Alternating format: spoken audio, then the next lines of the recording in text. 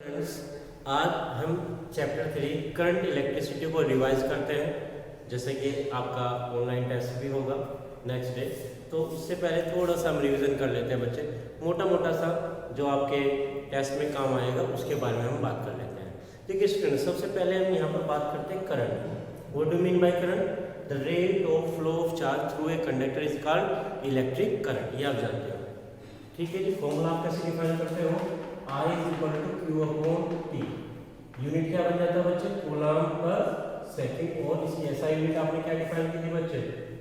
Ampere. Means आप इसको capital A से भी डिनोट कर देते हो। इलेक्ट्रिसिटी में हमारे लिए बहुत ज़्यादा मायने रखने वाली क्वांटिटी है करंट डेंसिटी। करंट डेंसिटी को हम जैसे डिनोट करते हैं बच्चे, current density is defined by the current flowing per unit cross section area when current is flowing perpendicular to area of the conductor. That means I upon A। क्या बन गया बच्चे?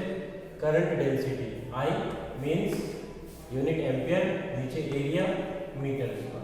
और ध्यान रखिए बच्चे, current density is a vector quantity but current is a scalar quantity. Current scalar है लेकिन फिर भी जो हमारी करंट डेंसिटी है वो कैसी है? एक वेक्टर क्वांटिटी है, क्योंकि वेक्टर लॉज को फॉलो करती है। इलेक्ट्रिक करंट हमारी स्केलर लॉज को फॉलो करती है, वेक्टर लॉज को फॉलो नहीं करती। यहाँ बच्चे आपको 1 एम्पीयर इलेक्ट्रिक करंट को भी डिफाइन किया जा सकता है। If I equal to 1 ampere है ना, तो क्या बन जाएगा? और let T equal to 1 second, ऐसा भी हम कह दें तो क्या हो जाएगा? देखिए बच्चे, 1 एम्पीयर इक्वल टू 1, Q को मैंने अभी क्यों रखा है 1 सेकेंड। मैं कहूँ कि सपोज n इलेक्ट्रॉन्स फ्लो हो रहे थ्रू ए कंडक्टर, तो Q equal to n 1 means n आपका क्या हो जाएगा? 1 अपॉन T को डिवाइड कर लेंगे। दैट मीन्स आप यहाँ से कुछ कैलकुलेशन करके निकालेंगे तो बच्चे क्या आता है? 6.25 10 to power 18 electrons. Means when 6.25 10 to power 18 electrons flows through a conductor then they constitute a current equal to 1 ampere. ऐसे आप याद रख सकते हो। फिर बच्चे आप इलेक्ट्रिकल रेजिस्टेंस डिफाइन करते हैं। The property of oppose the current of a conductor is called electrical resistance. और जिसको बच्चे आपने डिफाइन किया था R equal to it is the ratio of potential difference applied across a conductor to the current flowing in the conductor V upon I।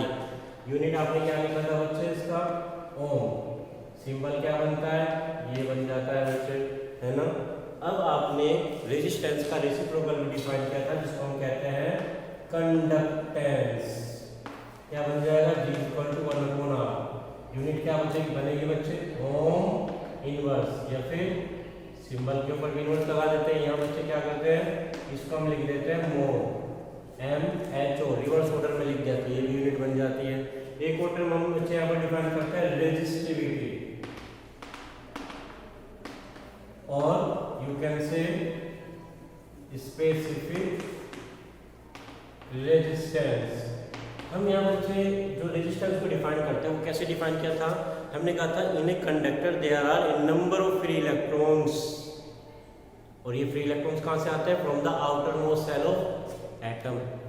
जो भी हमारे metallic atoms होते हैं उनके आउटर मोस्ट सेल के इलेक्ट्रॉन्स न्यूक्लियस के साथ बस डे ही लूजली बाउंड रहते हैं। उनको थोड़ी सी बार थर्मल एनर्जी मिल जाए तो वे वहाँ से फ्री हो जाते हैं और मेटल के अंदर रेंडमली मूव करने लगते हैं। और बच्चे याद रखिए, किसी मेटल, नॉर्मल मेटल के अंदर 10⁻28 इलेक्ट्रॉन्स पर यूनिट वॉल्यूम तक हो सकते हैं, 10⁻28 पर मीटर क्यूब। तो बच्चे ये इलेक्ट्रॉन्स जब मूव करते हैं तो स्टेशनरी आयंस, एटम्स, मॉलिक्यूल्स या दूसरे इलेक्ट्रॉन के साथ बार बार कोलिजन करते रहते हैं, ठीक है। जिससे क्या प्रोड्यूस होता है? रेजिस्टेंस प्रोड्यूस होता है। तो इस बेस पर हम क्या कह सकते हैं? Resistance of a conductor is directly proportional to its length. Resistance of a conductor is inversely proportional to its cross section area. जब क्रॉस सेक्शन एरिया इंक्रीज हो जाएगा तो current means charge easily flow हो सकते हैं, तो inversely proportional है। दोनों को आपने कंबाइन कर दिया, therefore R is proportional to L upon A। तो क्या बन जाएगा बच्चे? R is equal to rho L upon A। That means rho is equal to R A upon L। Rho is called resistivity और specific resistance of the material of the conductor. और unit बच्चे ohm, metre square metre, metre बच गया ओम metre, या centimetre में होगा तो ओम centimetre. याद रखिए बच्चे, रेजिस्टिविटी और specific resistance of a conductor does not depend on it's size, means on length, on cross section area, इनके ऊपर डिपेंड नहीं करता, याद रखिएगा बच्चे। लेकिन रेजिस्टेंस डिपेंड करता है, लेंथ के चेंज हो जाने से रेजिस्टेंस भी चेंज हो जाएगा, क्रॉस सेक्शन एरिया चेंज होने से रेजिस्टेंस भी चेंज हो जाएगा। रेजिस्टिविटी किसके ऊपर डिपेंड कर रही है? On the material of conductor, conductor के मेटेरियल के ऊपर डिपेंड कर रहा है। और टेम्परेचर के ऊपर भी डिपेंड करता है बच्चे, टेम्परेचर चेंज हो जाए तो रेजिस्टेंस भी चेंज होता है और रेजिस्टिविटी भी चेंज हो जाती है। ओके स्टूडेंट, इस तरह से इन छोटी छोटी टर्म्स को आप याद रखेंगे। अब हम बच्चे एक बात करते हैं, एक टर्म हमारे पास आती है drift velocity.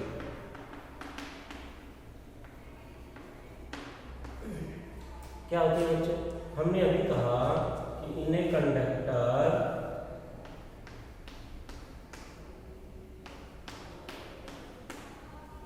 electrons move randomly in different directions. When they move, collide again and again with different stationary ions, atoms और molecules. बार बार कोलाइड करते रहते हैं। वैसे तो जो हमारी थर्मल एनर्जी होती है इलेक्ट्रॉन की, वो 10⁴ मीटर पर ऑर्डर की होती है, 10⁴ मीटर पर सेकेंड ऑर्डर की होती है, बहुत ज़्यादा स्पीड है। लेकिन due to their random motion, net velocity of free electrons in a conductor is 0। Net displacement उनका 0 रहता है। इसलिए अगर आपके पास कोई कंडक्टर रखा है, सिंपली सपोज ये कंडक्टर है, तो उसमें कोई करंट फ्लो नहीं करती। ठीक है, अब चलिए, अब हमने बात की, सपोज हम इसके ऊपर क्या करते हैं बच्चे, एक इलेक्ट्रिक फील्ड लगा देते हैं, मींस एक पोटेंशियल लगा देते हैं। ये इलेक्ट्रिक फील्ड हमारा जनरेट हो गया बच्चे। तो इलेक्ट्रॉन्स के ऊपर in the direction of electric field एक फोर्स अप्लाई हो जाएगा, F = E × E। ये force opposite to the direction of electric field यहाँ अप्लाई हो जाता है। इस फोर्स से क्या हो जाएगा, इलेक्ट्रॉन्स में एक्सेलरेशन जनरेट हो जाएगा। कितना बच्चे? हम फोर्स की वैल्यू कितनी लिखी? E और according to second law F में F/m मींस E/E। तो बच्चे इस एक्सेलरेशन से इलेक्ट्रॉन्स को एक नेट एक्सेलरेशन, नेट वेलोसिटी मिल जाएगी opposite to the direction of electric field. और बच्चे सारे इलेक्ट्रॉन्स एक साथ ड्रिफ्ट करना स्टार्ट कर देंगे, एक साथ यहाँ पर चलना स्टार्ट कर देंगे। तो क्या हो जाएगा स्टूडेंट्स? इलेक्ट्रॉन्स को एक नेट वेलोसिटी मिल जाएगी opposite to the direction of electric field. Electric field के अपोजिट डायरेक्शन में इलेक्ट्रॉन्स अब मूव करने लगेंगे with a very small velocity, that is called drift velocity. Formula क्या आता है बच्चे? Vd = E/m × τ। Here τ is relaxation time, means average time taken by the electrons between two successive collisions। दो collisions के बीच का जो एवरेज टाइम है उसे आप क्या कहते हो? रिलैक्सेशन टाइम कहते हैं। ठीक है जी, चलिए अब यहाँ से हमारे पास एक रिलेशन और आता है बच्चों, उसमें याद रखेंगे relation between current and drift velocity, that is I = NE/AV। ठीक है जी, इस रिलेशन में n क्या है? Number of electrons per unit volume, E charge of electron, A area of conductor, D drift velocity of free electron. इस relation को भी आप याद रखें। जब आप इन दोनों रिलेशंस को यूज कर लेते तो आप ओम्स लॉ को भी ड्राइव कर लेते हैं। ओम्स लॉ क्या था बच्चे? According to Ohm's law the potential drop और potential applied across a conductor is directly proportional to the current flowing in the conductor, V is proportional to I। और यहाँ से बच्चे आप क्या कर लेते हैं? कांस्टेंट लगा लेते हैं, वो क्या आता है बच्चे? R। V = IR। R is resistance of the conductor। इस रिलेशन को आप ऐसे लिख सकते हो, V/I = R। जब दोनों के बीच में आप बच्चे ग्राफ प्लॉट करते हैं तो कैसा आता है? सपोज हमारा x एक्सिस पर I ले लेते हैं और y एक्सिस पर हम D ले लेते हैं, तो हमारा ये कैसा ग्राफ आता है? स्ट्रेट लाइन ग्राफ आ जाता है। ठीक है स्टूडेंट, उनको भी आप याद रखेंगे। और थोड़ा सा आगे चलते हैं बच्चे। हमने बात की थी students electromotive force, terminal potential और internal resistance of a cell. What do you mean by internal resistance of a cell? Internal resistance of a cell is the resistance offered by its electrolyte. जो cell बनाने के लिए हम cell के electrons के बीच में electrolyte solution, electrolyte means A compound which when dissolved in water it separates into its ions, positive and negative ions, is called electrolyte. तो वहां से हमें देखने को मिलता है क्या बच्चे, internal resistance of the cell. जब भी सेल के साथ आप इंटरनल रेजिस्टेंस को शो करते हैं तो सेल का सिंबल और साथ में छोटा सा रेजिस्टेंस आप लगा देते हैं, तो ये आपका बन जाता है सेल प्लस इंटरनल रेजिस्टेंस। अगर आपके पास आइडियल सेल है, आइडियल बैटरी है, तो उसका इंटरनल रेजिस्टेंस बच्चे कितना होता है, 0 होता है। इसके अक्रॉस जब आप बच्चे क्या करें, बाहर कोई रेजिस्टेंस आप अप्लाई कर देते हैं जैसे R, तो due to this internal resistance a potential which is dropped across outer load resistance means resistance is less than the EMF of the cell. EMF क्या होता है बच्चे, the work done or energy supplied by a cell to move a unit charge throughout the circuit is called electromotive force. So potential difference या terminal potential V को कैसे define करते हैं, the work done or energy supplied by a cell to move a unit charge between 2 points of a conductor means outside the cell. तो बच्चे इन दोनों में relation आप याद रखेंगे, V equal to E minus I. इस रिलेशन को आप ऐसे लिखेंगे, E equal to V plus I R, ऐसे लिख सकते हो। सॉरी क्या था, V equal to E minus I R. इस रिलेशन को आप ऐसे भी लिख सकते हो बच्चे, V equal to E plus I R, ये रिलेशन बन जाएगा। इसको भी याद रखिए बच्चे, यहाँ से भी कोई आपसे न्यूमेरिकल बन सकता है, V equal to I R की फॉर्म में भी आपसे कोई न्यूमेरिकल पूछा जा सकता है, ये भी आप याद रखिए। चलिए बच्चे एक काम और करते हैं, मैं आपको केवल ओवरव्यू बता रहा हूँ क्योंकि ऑब्जेक्टिव टाइप का क्वेश्चन होगा। आप हर एक टॉपिक का जो कंक्लूजन टाइप है उसको आप स्टडी कर ले, पूरा डेरिवेशन तो नहीं पूछ रहे हैं हम यहाँ पर, केवल ऑब्जेक्टिव क्वेश्चन है तो रिजल्ट ही पूछा जाएगा। हमने कहा था combination of sales,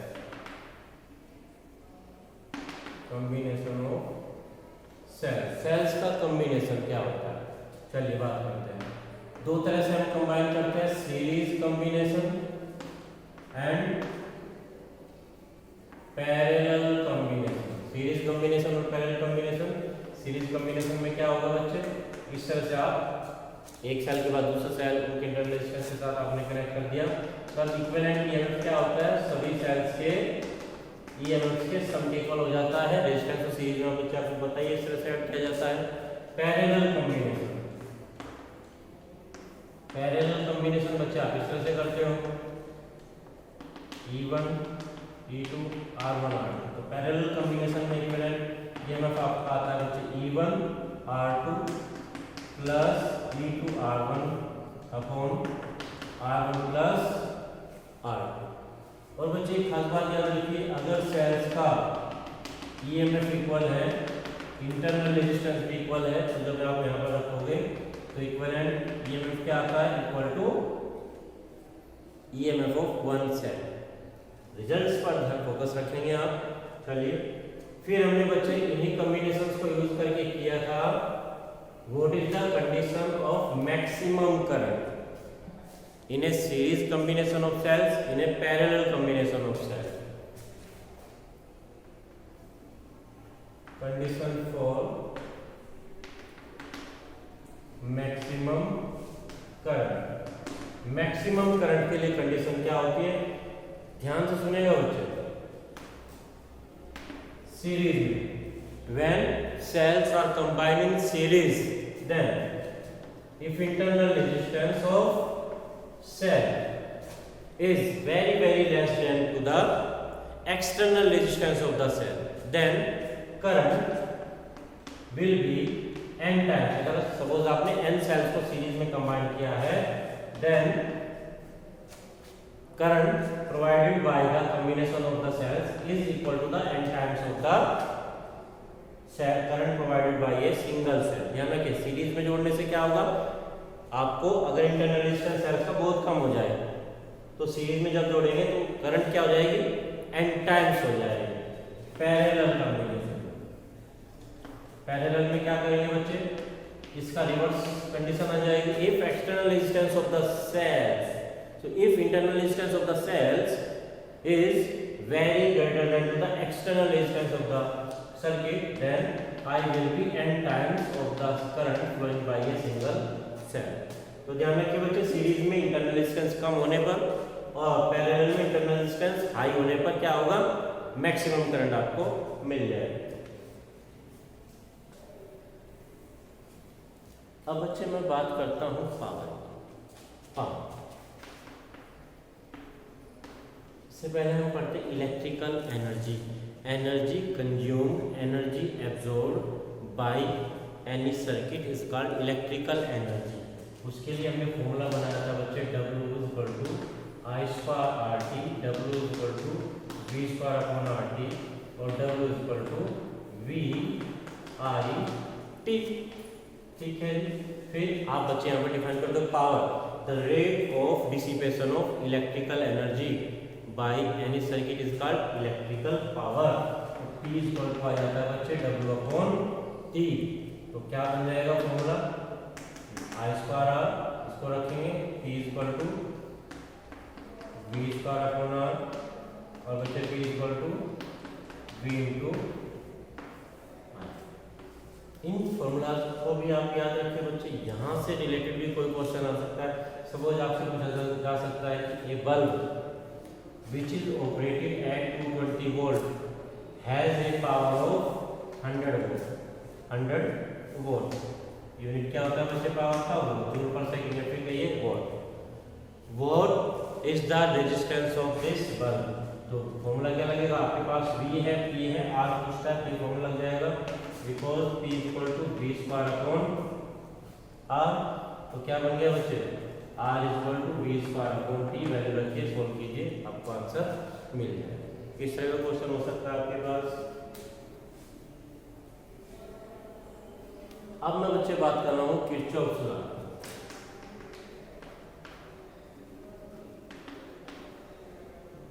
Kirchhoff's law क्या कहते हैं किरचॉफ्स लॉ। यहाँ जब भी हमारे पास कोई भी कॉम्प्लिकेटेड सर्किट आ जाता है तो उसको सोल्व करने के लिए किरचॉफ साहब ने दो रूल दिए। फर्स्ट रूल हमारा कहलाता है बच्चे KCL, किरचॉफ्स करंट लॉ। इसको नोड रूल भी कह देते हैं, इसको हम जंक्शन रूल भी कह सकते हैं। क्या कहता है बच्चे, देखिए सपोज इस जंक्शन पर, इस नोड पर 2 वायर से करंट आ रही है और 3 वायर से करंट बाहर जा रही है। सपोज ये करंट आ रही है I1, I2, ये जा रही है I3, I4 एंड I5, है ना। तो देखिए बच्चे क्या होगा, यहाँ एक टर्मिनोलॉजी भी है, जो करंट जंक्शन की तरफ को आती है उनको पॉजिटिव लिया जाता है, जो करंट जंक्शन से बाहर जाती है उसको हम नेगेटिव ले लेते हैं। तो क्या कहता है बच्चे, the algebraic sum of currents flowing towards a junction. The algebraic sum, या इसको फ्लोइंग ना कह करके मीटिंग वर्ड लगा लेते हैं। क्या कहता है, the algebraic sum of currents meeting at a junction is equal to 0, sigma I equal to 0। ठीक है, साइन के अकॉर्डिंग क्या होगा बच्चे, I1 I2 दोनों जंक्शन की तरफ को जा रही है तो पॉजिटिव होगी, I3 I4 I5 minus I3 I4 I5 equal to क्या हो जाएगा 0। इसमें नेगेटिव वाले टर्म्स को आप उधर ले जा सकते हो, I1 plus I2 equal to I3 I4 I5 means sum of currents flowing towards the junction is equal to the sum of currents flowing away from the junction। ऐसा भी होगा बच्चे। अब देखिए बच्चे, करंट क्या होती है, rate of flow of charge होता है करंट। मींस जितना चार्ज जंक्शन पर आएगा उतना ही चार्ज आगे भी चला जाएगा। That means this law is based on the law of conservation of charge. दूसरा रूल की बात करते हैं बच्चे हम। दूसरा रूल है हमारा मेश रूल, लूप रूल, या फिर उसको हम क्या देते हैं KVL, किरचॉफ्स वोल्टेज लॉ। देखिए बच्चे सर्किट बनाता हूँ जरा।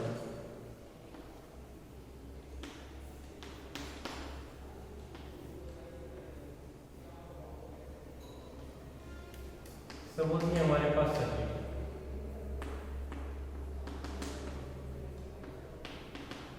यहाँ देखिए मैश लूप, यहाँ देखिए क्लोज पाथ बन गया है तो ये मैश कहलाएगा, यहाँ एक क्लोज पाथ बन गया तो ये भी एक मैश कहलाएगा।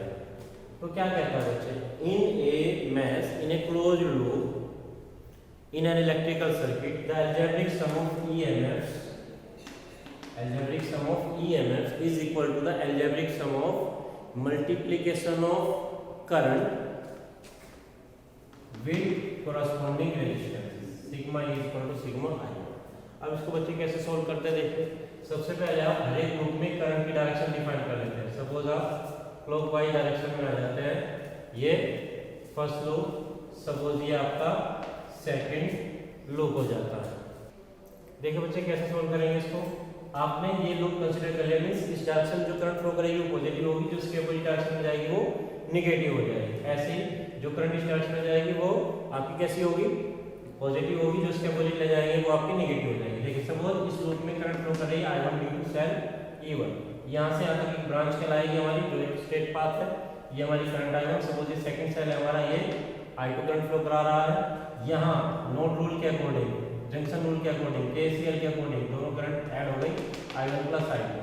ठीक है स्टूडेंट्स, अब फर्स्ट लूप की बात करते हैं, फॉर लूप फर्स्ट, या इसको मैच कह लीजिए आप। तो देखिए बच्चे क्या है, E1 इस डायरेक्शन में करंट फ्लो करा रहा है, E2 इस डायरेक्शन में फ्लो करा रहा है, अपोजिट डायरेक्शन में क्या करेंगे, अलजेब्रिक सम के लिए E1 माइनस E2 आ जाएगा।